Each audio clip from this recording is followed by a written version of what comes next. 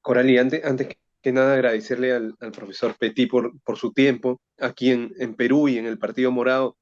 Usted es un referente, ¿no? Y mire, aquí All hemos estado right. revisando el Yeah. libro, aquí traducido.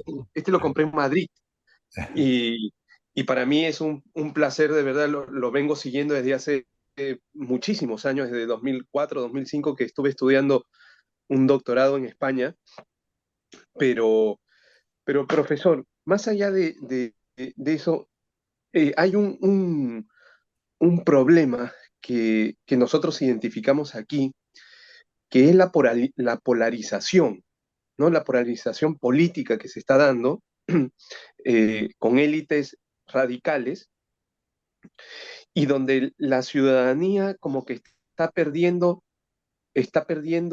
eh, la esperanza en la libertad, ¿no? Está perdiendo la esperanza en la libertad. Y después de estos 20 años que pasaron de su texto y de su libro, porque en ese libro usted propone algunos ámbitos de acción, ¿no? Eh,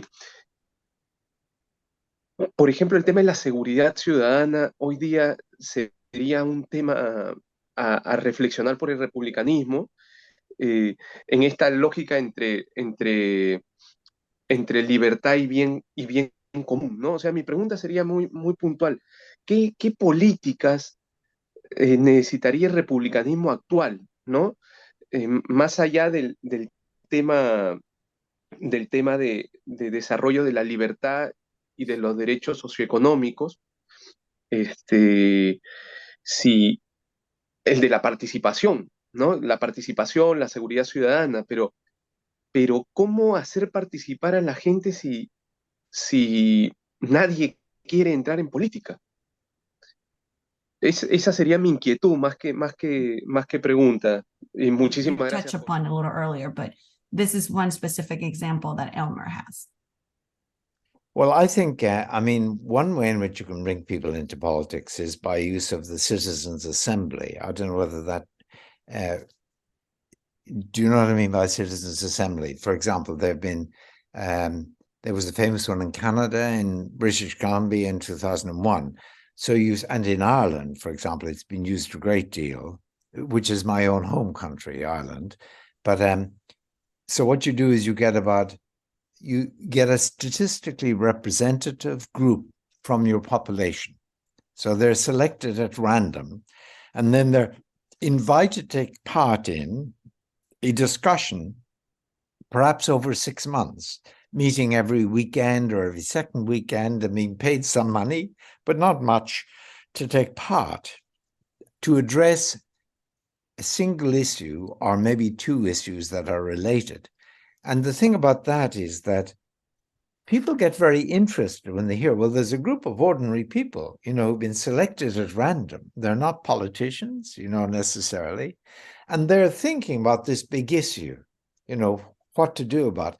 I think that can bring enthusiasm, to ordinary people and prompting them to get interested in, say, what this group is doing, and in that way make them more interested in government. So I think the Citizens' Assembly is worth thinking about.